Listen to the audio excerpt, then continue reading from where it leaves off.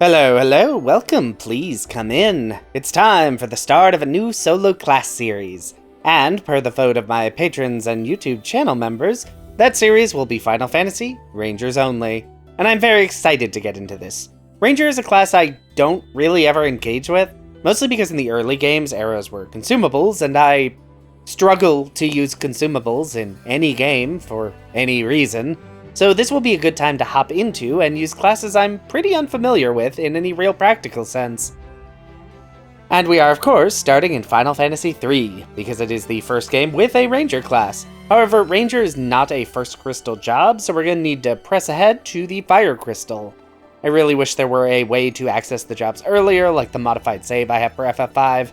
Although given that weapon access is much more limited than in FF5, that might actually kind of suck. Anyway, here we are in the Fire Crystal. The salamander is dead, and we have our classes for the run. Let's dive in. And that starts by heading over to the Village of the Ancients to buy everyone a killer bow and a set of the basic elemental arrows. These should be quite helpful to target elemental weaknesses. The armor in the Dwarven Hollows is also quite nice.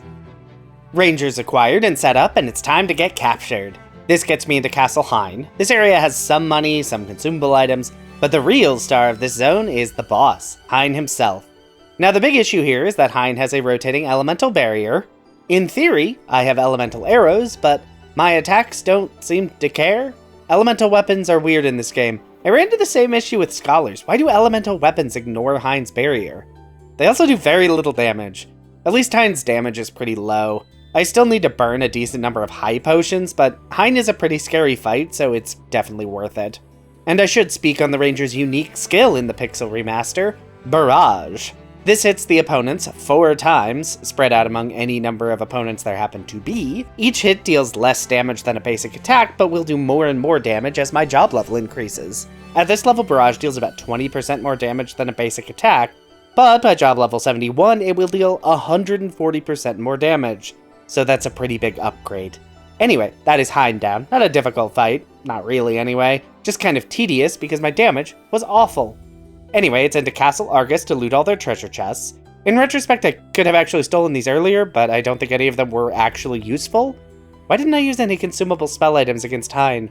That probably would have been good. Oh well, the king gives us the Wheel of Time. Sid can use this to turn our boat into an airship, so it's over to the wrecked ship to cure Arya.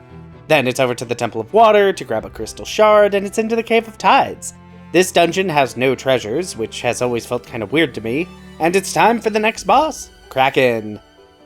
And this is the first proper boss fight with Rangers, and no gimmicks. Just deal damage, and yeah, Barrage is dealing over 300 damage per attack, which is pretty good. I don't really have any other strategies for this fight, but the good news is, I don't need any. Kraken drops, and I didn't even have to heal. This undrowns the world, and we wake up in this town whose name I have forgotten, which sells no new armor for me, and no new weapons. Neat. Anyway, into the sewers. One interesting thing about Barrage is each of the 4 hits actually targets a random enemy, which means it's a quasi-area attack? Ooh, Power Bracer, that should be useful. Anyway, this old woman gives me the Leathergrass shoes, which means I can head south to Goldor Manor and face Goldor himself. Good news. My attacks are dealing pretty good damage since Goldor's magic defense is higher than his physical defense. Bad news is he is also dealing really good damage back to me. I do have high potions which heal a lot of health, but turns out that matters less when he frequently one-shots party members. Getting through this fight is kind of a mess of throwing out Phoenix Downs and high potions while trying to get attacks in. Good news is, it works. Goldor is down and that means my airship has been freed, so it's time for some travel. First step is Duster, which has new hats with better magic defense. We love better magic defense, especially considering how thoroughly I was getting my butt kicked by Goldor's spells. Then it's over to Repleto, which has a few healing items and nothing else. Okay, time to get shot down over Saronia, rescue the prince from these thugs, and it's time to try the next boss, Garuda. I'm sure it's going to go badly, but I'd like to see how badly so I know how far off I am from winning this fight. The answer is far. Very far, which isn't surprising. I'm underleveled and this fight is overtuned for this point in the game because you should be using Dragoons to destroy the boss with ease. I deal maybe 2,000 damage before my party drops, so it's time to get some levels in, because I will need them.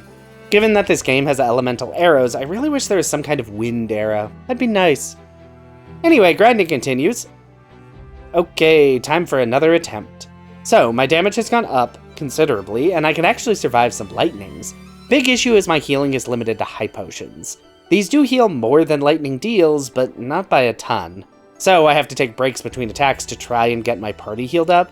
If this game had a reliable turn order, that would be a little bit easier, but it does not.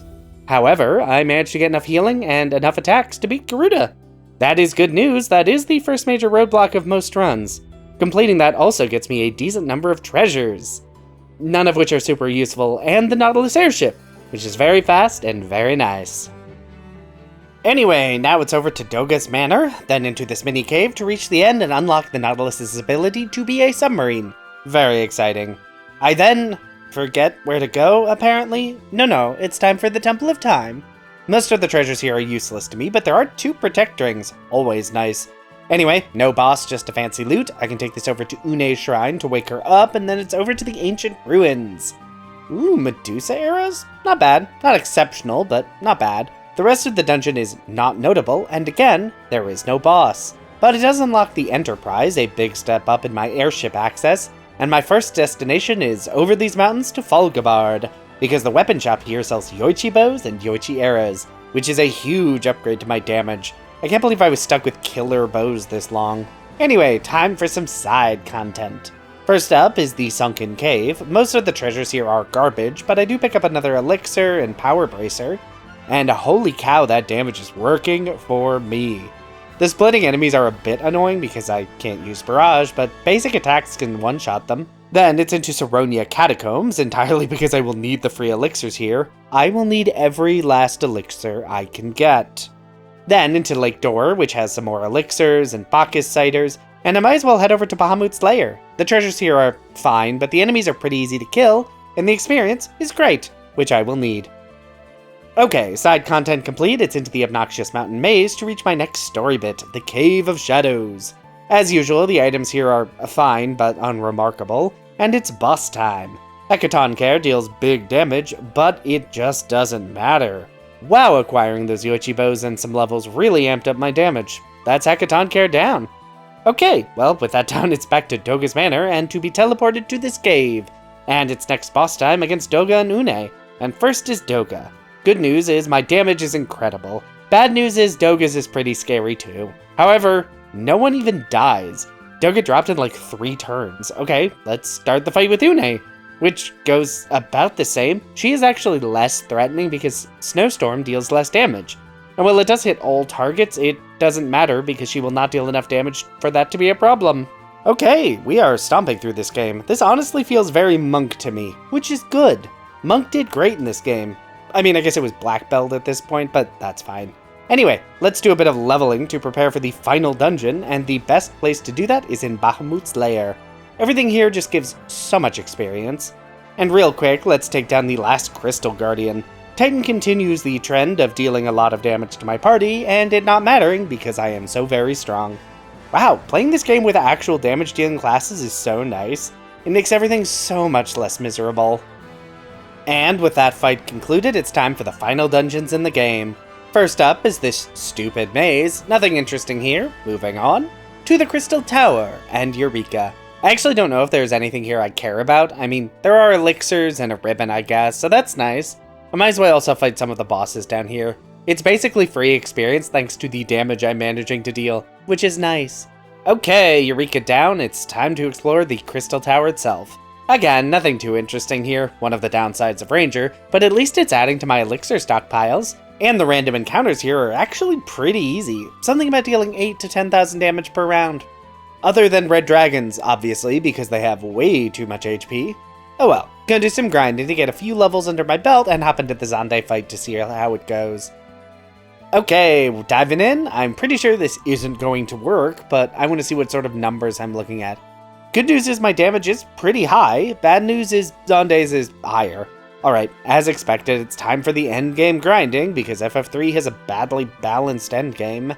The big problem is that while Rangers have really good damage, I have no healing, really at all. It's basically high potions and whatever elixirs I've managed to put together, and those really need to be saved for the final boss. So if I can't out-damage Xande, I lose. Simple as that. Okay, back into the fight. My damage is even higher than before, but the biggest boon is my much higher HP total. Rangers also have decent armor, so in theory I'm taking less magic damage than usual. How true that actually is, who can say? And there we go, Xande is down and it's into the world of darkness. And as usual, that is where the fun stops. First up is the two-headed dragon. Okay, good news, thanks to me being in the back row and having actual armor, Rangers can survive two-headed dragon's attacks. I mean, it doesn't really matter that much because I don't have healing to keep pace with that regardless, but it does give me a few rounds before I have to alternate attacks in Phoenix Downs. And there we go, my damage was good and survivability was just fine. Then beat up a Xande clone to get another ribbon and it's over to Cerberus. This is actually the easiest of the endgame bosses, it just doesn't deal that much damage. And while it has the same bloated HP pool as everything else, that's honestly fine. Rangers deal really good damage. Okay, let's beat up 2 more Xande clones to get the last 2 ribbons I need for a full set, and it's into the Echidna fight.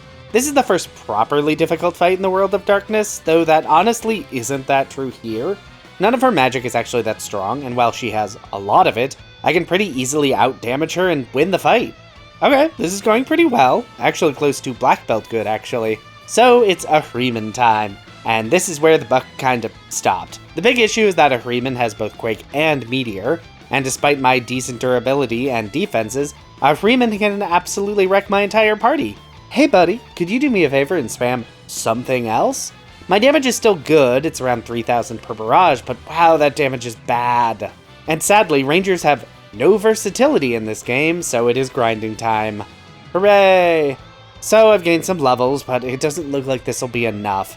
Okay, I have a little over 20 elixirs. I'm going to try and use 1 per character to extend this fight a little bit. I'd prefer to keep them all for Cloud of Darkness, but I think 4 will make a big difference here. And because the Pixel Remaster has an autosave and a quick save, as long as I don't quick save, I can just reload it to before the fight if I end up needing to grind more and hang on to those elixirs. And yeah, 1 elixir apiece was all I needed, so that means it's Cloud of Darkness time. Good news is my party can survive 2 particle beams before needing to heal. That is actually very good news, because it means I can get a lot more attacks in before healing. And any turn that Cloud of Darkness spends doing a basic attack is wasted because of my good defenses and being in the back row.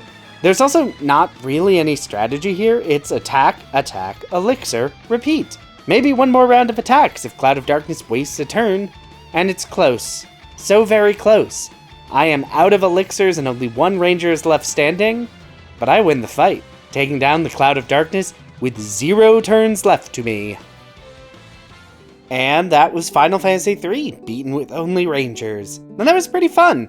Not the most interesting run, it's not like Rangers have any real options other than use Barrage, but honestly being able to take some hits and deal big damage is a step up on most FF3 runs I've done. But I will have more to say about that in the summary video, out in a few weeks. I did want to shout out that I do have a Patreon, linked in the description. I spend a lot of time making these videos, so if you enjoyed the video, want to support the channel, and are financially stable enough to do so, that exists. No pressure though, this channel is free to enjoy for everyone, and will remain that way. For now, if you'd like this video, be sure to hit that like button.